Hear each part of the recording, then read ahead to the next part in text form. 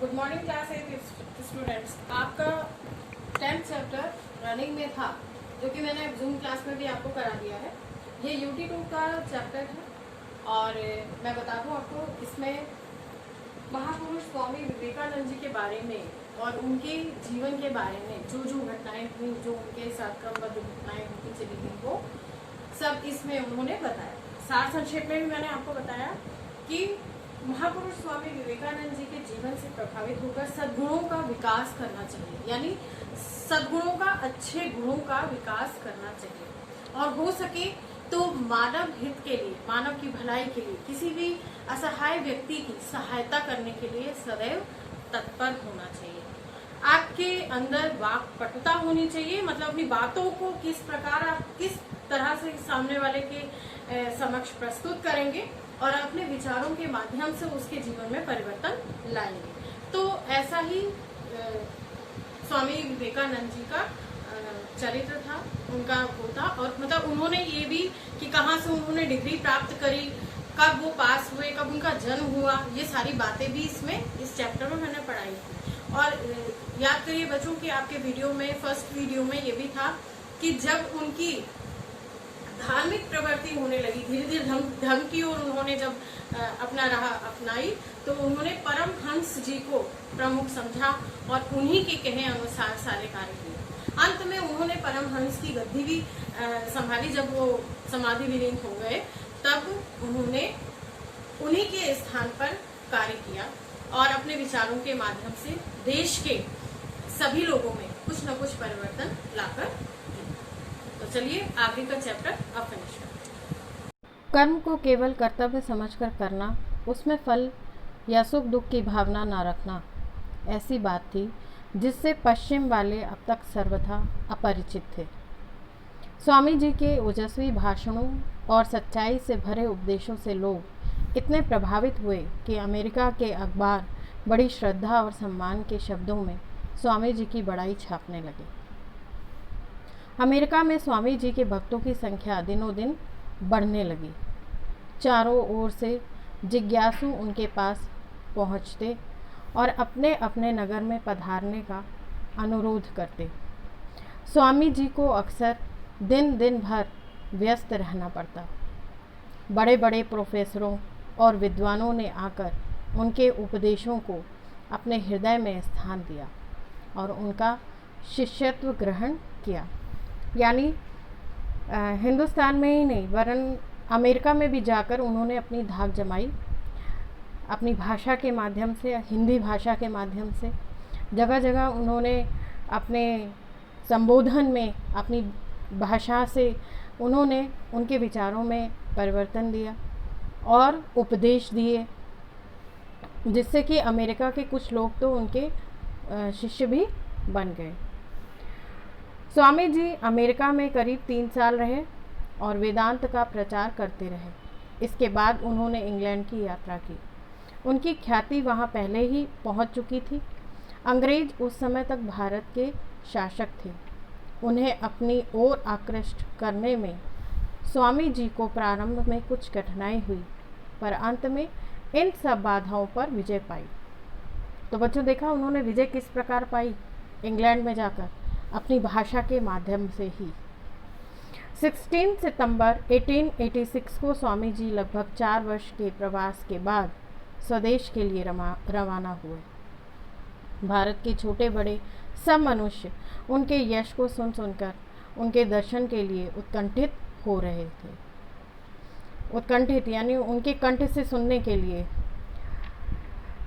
उनके दर्शन के लिए लाखों की भीड़ जमा हो जाती थी और उनकी झलक पाने के लिए मंजिलें तय करके आते थे। चाहे कितनी भी दूर हो, अगर उन्हें ये पता लग जाता था कि स्वामी जी अपना भाषण देने वाले हैं या अपना उपदेश देने वाले हैं या कुछ ऐसी बातें बताने वाले हैं, तो उसको सुनने के लिए दर्शन उत्कंठित हो जाते थे। दर्शक जितने भी थे वो, और उनके दर्शन के लिए लाखों की भीड़ उमड़ पड़ती थी। स्वामी जी का रूप बड़ा सुंदर और भव्य था। उनका शरीर सबल और सुदृढ़ था। दृष्टि में बिजली का असर था और मुखमंडल पर आत्म तेज का आलोक। कठोर बात शायद उनकी जुबान से भी कभी नहीं निकली। विश्व विख्यात और विश्व वंदय होते हुए भी उनका स्वभाव अति सरल और व्यवहार अति विनम्र था। उनका पांडित्य अगाध था। वे अंग्रेजी के पूर्ण पंडित और अपने समय के सर्वश्रेष्ठ वक्ता थे। वक्ता यानी बोलने वाला, जो अपनी वाक पटुता से दूसरे का मन जीत लेता है, उसे वक्ता कहते हैं। संस्कृत साहित्य और दर्शन के वे विद्वान थे और जर्मन, हिब्रू, ग्रीक, फ्रेंच आदि विभिन्न भाषाओं पर उनका अधिकार था। वे केवल 4 घंटे सोते थे। प्रातः 4 बजे उठकर वे जब ध्यान में लग जाते थे। प्राकृतिक दृश्यों के वे बड़े प्रेमी थे। भोर में तब जब से निवृत्त होकर मैदान में निकल जाते और प्राकृतिक सुषमा का आनंद लेते। उनकी वाणी में ऐसा प्रभाव था कि उनके भाषण श्रोताओं के हृदयों पर पत्थर की लकीर बन जाते थे। कहने का ढंग और भाषा बहुत सरल होती थी। उनके भाषण का निम्नलिखित अंश स्वर्णाक्षरों में लिखा जाने योग्य है। प्यारे देशवासियों, पुनीत आर्यावर्त में बसने वाले, क्या तुम अपनी इस तिरस्करणीय भीरुता से यह स्वाधीनता प्राप्त कर सकोगे जो केवल वीर पुरुषों का अधिकार है? हे भारत निवासी भाइयों, यह अच्छी तरह याद रखो कि सीता, सावित्री और दमयंती तुम्हारी जाति की देवियां हैं। हे वीर पुरुषों, मर्द बनो और ललकार कर कहो कि मैं भारतीय हूँ, मैं भारत का रहने वाला हूँ। हर एक भारतवासी, चाहे वह कोई भी हो, मेरा भाई है।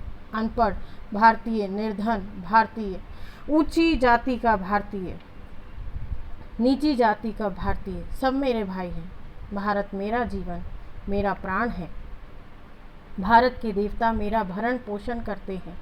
भारत मेरे बचपन का हिंडोला, मेरे यौवन का आनंद, लोक और मेरे बुढ़ापे का वैकुंठ है। तो देखा बच्चों, उन्होंने अपने भारत की छवि इस प्रकार जाकर बाहर दर्शाई। बाहर मतलब अमेरिका, इंग्लैंड और दूसरे देशों में। कोलकाता में अध्यापन और उपदेश में अत्यधिक श्रम करने के कारण स्वामी जी का स्वास्थ्य बिगड़ गया और जलवायु परिवर्तन के लिए उन्हें दार्जिलिंग जाना पड़ा। उन्होंने वहाँ 2 मठ स्थापित किए। इसके कुछ दिन बाद उन्होंने रामकृष्ण मिशन की भी स्थापना की। इस संस्था का उद्देश्य लोक सेवा करते हुए वेदांत का प्रसार करना है। इसकी शाखाएं भारत के हर भाग में तथा विदेशों में भी विद्यमान है और वे जनता का बहुत उपकार कर रही है। अधिक श्रम के कारण स्वामी जी का स्वास्थ्य बहुत गिर गया।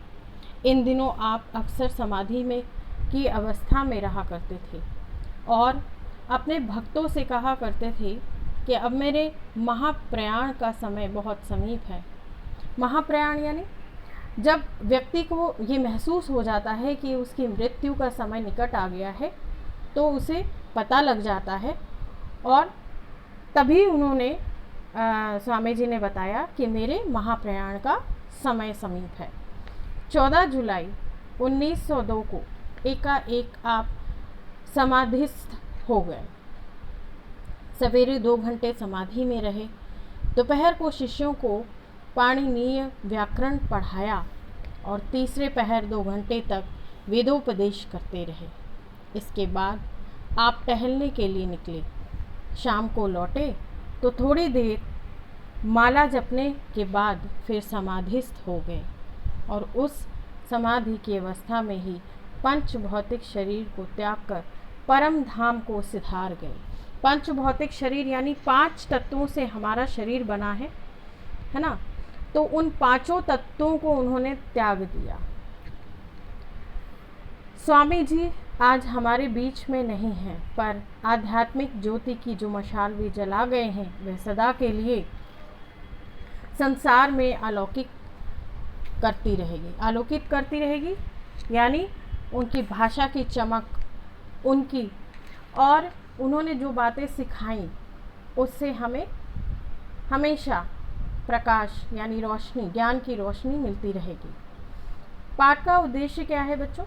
प्रस्तुत पाठ का उद्देश्य पाठकों के हृदय में विवेकानंद जी के आदर्श चरित्र से प्रेरित होकर सद्गुणों का विकास करना तथा आदर्श जीवन अपनाने की प्रेरणा देना। पाठ के द्वारा मानस सेवा को ईश्वर भक्ति का सर्वश्रेष्ठ साधन मानने की बात की गई। लेखक दीन दुखियों के प्रति सेवा का भाव जगाने की भावना उत्पन्न करने में सक्षम सिद्ध हुए हैं। तो ये था विवेकानंद जी का जीवन, जिसमें उन्होंने बताया कि जब कभी भी आपको लगे तो सद्गुणों का विकास करिए और ज़रूरतमंदों की सेवा कीजिए और अपने कर्म को प्रधान करिए और अपनी वाक्पटुता को तेज करिए, यानी अपने वाणी को मधुर करिए और अपने द्वारा कुशल वक्ता बनने की चेष्टा भी कीजिए। तो उम्मीद करती हूँ बच्चों आपको पाठ समझ में आ गया।